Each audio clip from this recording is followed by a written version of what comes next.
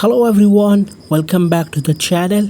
Many iPhone users are complaining that when they try to set the live wallpaper on their iPhone screen, they get this problem, motion not available. So guys, today's in this short video, I'm going to tell you why this problem occurs and how you can solve it. Let's get started without wasting any time. Guys, I have this one live photo which I have captured from the same mobile, and now I'm going to set it as live wallpaper, but you can see below here motion not available is showing. Guys, this happens only when there is no motion in your photo.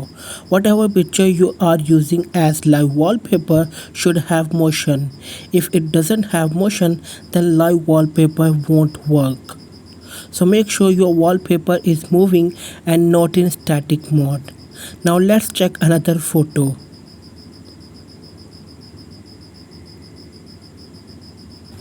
So guys, here I have another wallpaper. Let's try to add it. So you can see that this wallpaper is working because it's not a static wallpaper. It has motion and it's moving. That's it. Like, share and subscribe to the channel. Thanks for watching this video.